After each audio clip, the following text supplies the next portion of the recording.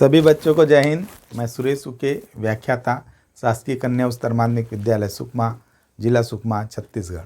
बच्चों, आज हम कक्षा 12वीं विषय राजनीति विज्ञान वार्षिक परीक्षा 2022 के सेट ए के दीर्घ उत्तरीय प्रश्नों का अभ्यास करेंगे। प्रश्न क्रमांक 31, भारत विभाजन के समय कौन कौन सी समस्याएं उत्पन्न हुई, लिखिए। उत्तर, भारत विभाजन के समय प्रमुख समस्याएं इस प्रकार उत्पन्न हुई। समस्या 1, भारत विभाजन के परिणाम स्वरूप ही शरणार्थियों की समस्या पैदा हुई थी। परिणाम 2, भारत के विभाजन की प्रक्रिया की दूसरी समस्या कश्मीर की समस्या है। भारत के विभाजन के स्वरूप ही कश्मीर की समस्या पैदा हुई। समस्या 3, भारत के विभाजन के परिणाम स्वरूप जो एक अन्य समस्या पैदा हुई वह थी देशी रियासतों का स्वतंत्र भारत में विलय करना। समस्या 4, भारत विभाजन के कारण जगह जगह पर सांप्रदायिक दंगे हुए।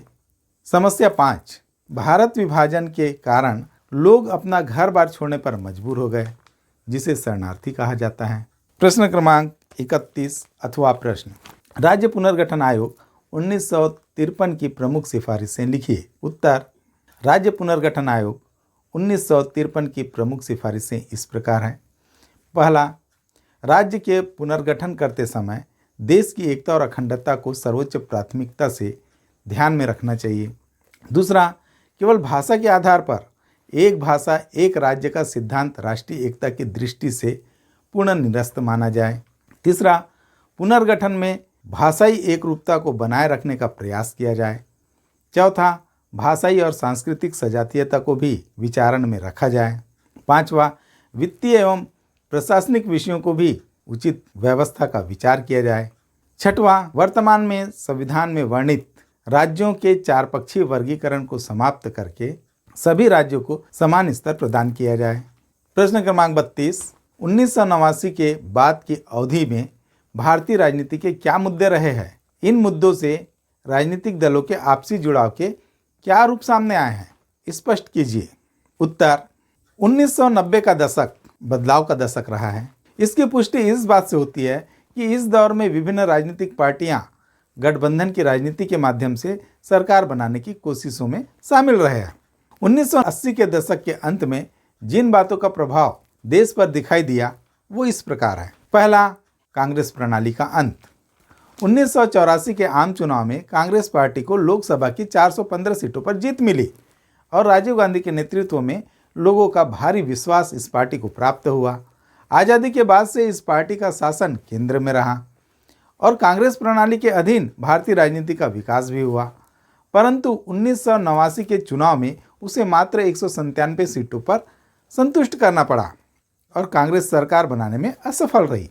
दूसरा, मंडल मुद्दे की प्रधानता। सन 1989 के बाद गठित विश्वनाथ प्रताप सिंह की राष्ट्रीय मोर्चा की सरकार ने अन्य पिछड़े वर्गों को सरकारी नौकरी में आरक्षण देने के मंडल आयोग की सिफारिश को लागू करने का फैसला किया। सरकार के इस फैसले से देश में राष्ट्रव्यापी मंडल विरोधी आंदोलन का जन्म हुआ। आरक्षण के समर्थकों एवं विरोधियों के मध्य एक बड़ा विवाद खड़ा हो गया। इसने देश की राजनीतिक दशा और दिशा में महत्वपूर्ण बदलाव ला दिया। तीसरा, राम जन्मभूमि आंदोलन। भारत की राजनीति में राम जन्मभूमि आंदोलन का भी बहुत बड़ा प्रभाव पड़ा है। सन 1922 में अयोध्या के बाबरी मस्जिद का ढांचा गिराए जाने के बाद राष्ट्रवाद तथा धर्मनिरपेक्षता के मध्य विवाद का बहस छिड़ गई। चौथा, राजीव गांधी की हत्या। सन 1991 के आम चुनाव के दौरान तमिलनाडु के श्री पेरम्बदूर की एक चुनावी सभा में तमिल उग्रपंथियों ने राजीव गांधी की हत्या कर दी। इस प्रकार आतंकवाद भी एक मुद्दा बनकर उभरा। तब भी केंद्र में कांग्रेस सबसे बड़ी पार्टी होने के कारण सरकार बनाने में सफल हो गई। यह बात अलग है कि नरसिम्हा राव के नेतृत्व में कांग्रेस अल्पमत से बहुमत प्राप्त करने में सफल रही। पांचवा, नए आर्थिक सुधारों का दौर। इस दौर में देश की अर्थव्यवस्था पर सुधारों का सिलसिला प्रारंभ हुआ। राजीव गांधी के काल में शुरू हुआ कार्यक्रम सन 1991 तक व्यापक रूप धारण कर लिया। नरसिम्हा राव की सरकार ने देश के उद्योग व्यापार जगत में उदारीकरण की नीति लागू की। इसके विरोध तथा समर्थन में चलाए गए आंदोलनों ने भी देश की राजनीति को प्रभावित किया। इस प्रकार सन 1990 के दशक में बहुदलीय शासन प्रणाली का युग प्रारंभ हो गया। सन 1989 के बाद कई पार्टियां इस तरह उभरी कि उनमें एक से दो ही सबसे बड़ी पार्टी के रूप में स्थापित हुई और कई पार्टियों के सहारे सरकारों का गठन संभव हुआ। इसमें क्षेत्रीय पार्टियों ने महत्वपूर्ण भूमिका निभाई। प्रश्न क्रमांक 32 अथवा प्रश्न, सन 1990 के पश्चात भारतीय राजनीति में उभरती नई प्रवृत्तियों को लिखिए। उत्तर, 1990 के बाद भारतीय राजनीति को प्रभावित करने वाले प्रमुख प्रवृत्तियां इस प्रकार हैं। पहला, दल प्रणाली में बदलाव। कांग्रेस का प्रभाव कम, भारतीय जनता पार्टी का उदय, क्षेत्रीय दलों का बढ़ता महत्व तथा गठबंधन की राजनीति की शुरुआत हुई। दूसरा, पिछड़ी जातियों का बढ़ता राजनीतिक प्रभाव, मंडल आयोग की राजनीति। तीसरा, दलित सशक्तिकरण, बहुजन समाज की राजनीति व सोशल इंजीनियरिंग। चौथा, सांप्रदायिक राजनीति का उबाल, लोकतंत्र तथा पंथनिरपेक्ष की नई चुनौती। पांचवा, सत्ता का विकेंद्रीकरण, नई पंचायती राज व्यवस्था जिसके अंतर्गत 1992 में 73वें संविधान संशोधन द्वारा पंचायतों को अधिक शक्तियां तथा अधिकार प्रदान किए गए। ये संस्थाएं ग्रामीण जनता के सशक्तिकरण तथा लोकतांत्रिक विकेंद्रीकरण के मुख्य साधन थे। छठवां, नई आर्थिक उदारवादी नीतियाँ 1991 इसके अंतर्गत निजीकरण, विदेशी पूंजी तथा बाजार शक्तियों का बढ़ावा तथा अर्थव्यवस्था पर राज्य के नियंत्रण में कमी आई। सातवां, नई राजनीति का उदय, आम आदमी पार्टी की नई राजनीतिक संस्कृति। प्रश्न क्रमांक 33, संयुक्त राष्ट्र संघ के महासभा के गठन व कार्य को संक्षेप में लिखिए। उत्तर, संयुक्त राष्ट्र संघ के सभी सदस्य महासभा के सदस्य होते हैं। प्रत्येक सदस्य देशों को अधिक से अधिक 5 सदस्यों का प्रतिनिधि मंडल महासभा के लिए भेज सकता है, पर हर सदस्य देशों का एक ही वोट माना जाएगा। महासभा यूएनओ की विधायी संस्था है। इसकी बैठक वर्ष में एक बार तथा विशेष परिस्थितियों में सुरक्षा परिषद की सिफारिश पर अथवा अधिकांश सदस्यों की प्रार्थना पर विशेष बैठक बुलाए जाने का प्रावधान है। शांति, सुरक्षा तथा मानवाधिकारों से संबंधित सभी मामलों पर विचार करना महासभा का मुख्य कार्य है। महासभा सुरक्षा परिषद के गैर स्थायी सदस्यों, अंतर्राष्ट्रीय न्यायालय के न्यायाधीशों व महासचिव आदि की नियुक्ति करता है। महासभा प्रत्येक अधिवेशन के लिए अध्यक्ष चुनती है। प्रश्न क्रमांक 33 अथवा प्रश्न, विश्व बैंक के प्रमुख कार्यों का उल्लेख कीजिए। उत्तर, विश्व बैंक के प्रमुख कार्य इस प्रकार हैं। पहला, विश्व बैंक अपने सदस्य राष्ट्रों को विकास योजनाओं के लिए ऋण प्रदान करता है। दूसरा, विश्व बैंक किसी भी गैर सरकारी संस्था को ऋण प्रदान कर सकता है। तीसरा, विश्व बैंक ऋण की मात्रा और गारंटी आदि के निर्धारण का कार्य करता है। चौथा, विश्व बैंक निरीक्षण का भी कार्य करता है। वह यह देखता है कि ऋण लेने वाले देशों ने जिस विकास कार्य के लिए ऋण लिया था उसका उपयोग उसी उद्देश्य के लिए किया गया है या नहीं। पांचवा, विश्व बैंक सदस्य देशों की तकनीकी सहायता भी प्रदान करता है। इसके लिए विश्व बैंक अपने आर्थिक सलाहकारों को सदस्य देश में उनकी आर्थिक स्थिति की समीक्षा एवं जानकारी के लिए भेजता है। छठवां, विश्व बैंक सदस्य देशों के अधिकारियों को विकास योजनाओं के निर्माण एवं क्रियान्वयन का प्रशिक्षण भी देता है। सातवां, अंतर्राष्ट्रीय व्यापार को दीर्घ स्थायी संतुलित वृद्धि को बढ़ावा देना, सदस्य राष्ट्रों के उत्पादन संसाधनों के विकास के लिए अंततः निवेश को प्रोत्साहन देना, सदस्य राष्ट्रों में भुगतान संतुलन को बनाए रखना तथा सदस्य राष्ट्रों में लोगों, कर्मियों के जीवन स्तर और परिस्थितियों में सहयोग देना आदि विश्व बैंक का प्रमुख कार्य है। इस प्रकार विश्व बैंक अनेक प्रमुख कार्यों का संपादन करती है। विश्व बैंक ने अपनी छोटी अवधि में ही अल्प विकसित तथा छोटे देशों को बड़े पैमाने पर ऋण प्रदान किया है। विश्व बैंक की अधिकृत पूंजी $10 बिलियन है, जो 1-1 लाख डॉलर के लिए 1 लाख हिस्सों में विभक्त है। इनमें से 94,000 मिलियन डॉलर वास्तव में अभिदत्त था। प्रश्न क्रमांक 34, भारत की विदेश नीति के निर्धारक तत्व कौन कौन से हैं, लिखिए। उत्तर, हर देश की विदेश नीति के कुछ निर्धारक तत्व होते हैं जिनका उस देश की विदेश नीति में निश्चित कुछ न कुछ प्रभाव दृष्टिगोचर होता है। भारत की विदेश नीति के निर्धारक तत्व इस प्रकार है। पहला, भौगोलिक तत्व। भारत के एक ओर हिमालय पर्वत व 3 ओर समुद्र है। भारत की सीमा पाकिस्तान, नेपाल, चीन, भूटान, म्यांमार, बांग्लादेश, श्रीलंका इत्यादि राष्ट्रों से लगती है।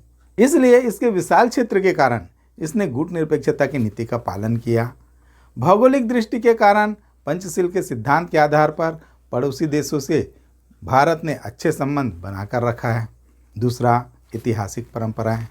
भारत में अहिंसा, शांति व परस्पर सद्भाव की भावना इतिहास की देन है, जिसका प्रभाव भारतीय विदेश नीति के लक्ष्यों पर प्रत्यक्ष रूप से दिखाई देता है। अंतर्राष्ट्रीय विवादों का शांतिपूर्ण समाधान, निःशस्त्रीकरण, साम्राज्यवाद व उपनिवेशवाद का विरोध, रंगभेद का विरोध भारतीय विदेश नीति के लक्ष्य अहिंसा, शांति व मानवतावाद पर ही आधारित है। तीसरा, सैनिक तत्व। प्रत्येक देश की विदेश नीति का सबसे बड़ा लक्ष्य अपनी सुरक्षा को सुदृढ़ करना और बाहरी आक्रमणों से देश की रक्षा करना होता है। भारत की सैनिक दृष्टि से दुर्बल स्थिति ने ही उसे विश्व के सभी राष्ट्रों से मैत्रीपूर्ण संबंध बनाए रखने और गुटनिरपेक्षता की नीति अपनाने के लिए बाध्य किया। चौथा, विचारधाराओं का प्रभाव। भारत की विदेश नीति के निर्धारण में शांति और अहिंसा, सहिष्णुता, सह अस्तित्व, उदारता और सद्भावना के विचारों पर गांधी एवं नेहरू के विचारों का प्रभाव रहा है। इसी विचारधारा से प्रभावित होकर ही संविधान के अनुच्छेद 51 में राज्य के नीति निर्देशक तत्वों के अंतर्गत विश्व शांति की चर्चा की गई। पांचवा, आर्थिक तत्व। जब भारत स्वतंत्र हुआ तो उसकी आर्थिक दशा अत्यंत शोचनीय थी। ऐसी दयनीय आर्थिक स्थिति में सुधार करके अपनी आर्थिक उन्नति करना तभी संभव था जब अंतर्राष्ट्रीय शांति बनी रहे तथा विदेशों से आर्थिक सहायता मिलती रहे। पूंजीवादी देशों व साम्यवादी देशों से आर्थिक सहायता प्राप्त करने के लिए भारत ने गुटनिरपेक्षता की नीति अपनाई।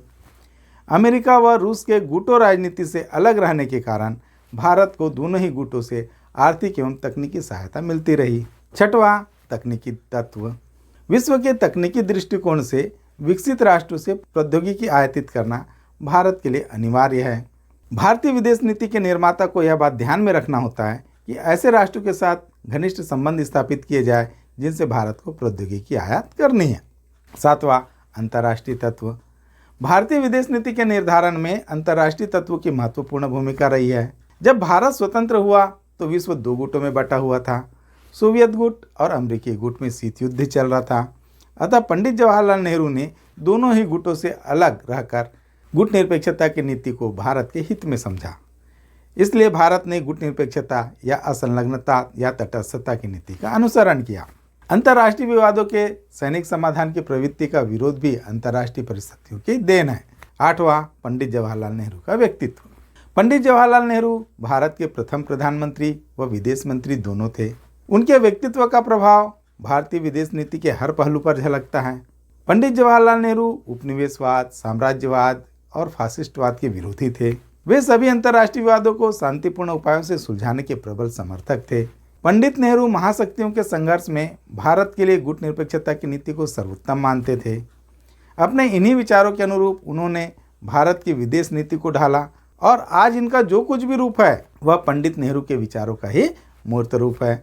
अतः भारतीय विदेश नीति का पंडित जवाहरलाल नेहरू को शिल्पकार कहा जाता है। प्रश्न क्रमांक 34 अथवा प्रश्न, पंचशील के सिद्धांतों का वर्णन कीजिए। उत्तर, पंचशील के सिद्धांत 29 अप्रैल 1954 को लागू हुआ। पंचशील के सिद्धांत का प्रतिपादन भारत के प्रधानमंत्री पंडित जवाहरलाल नेहरू और चीन के प्रधानमंत्री चाउ एन लाई के बीच हुआ। पंचशील के सिद्धांत के प्रमुख बातें इस प्रकार है। पहला, प्रभुसत्ता तथा क्षेत्रीय अखंडता, अर्थात एक दूसरे की प्रभुसत्ता के प्रति सम्मान की भावना को बनाए रखना। दूसरा, अनाक्रमण, अर्थात एक दूसरे के क्षेत्र पर आक्रमण न करना। तीसरा, अहस्तक्षेप, अर्थात एक दूसरे के आंतरिक मामलों में हस्तक्षेप न करना। चौथा, समानता तथा पारस्परिक लाभ के सिद्धांतों के आधार पर मैत्रीपूर्ण संबंधों की स्थापना। पांचवा, शांति एवं सहअस्तित्व, अर्थात विश्व के सभी देश स्वतंत्रता पूर्वक अपनी आंतरिक व विदेश नीति को बनाए रखने का अधिकार रखते हैं और सभी को अपने आदर्शों के अनुसार जीवन व्यतीत करने का अधिकार है। तो बच्चों, इसी के साथ ही हमारी आज की क्लास यहीं पर समाप्त होती है। मैं उम्मीद करता हूँ आपको मेरी क्लास पसंद आई होगी। इसे ज़्यादा से ज़्यादा लाइक करें, शेयर करें और सब्सक्राइब करें। धन्यवाद। जय हिंद।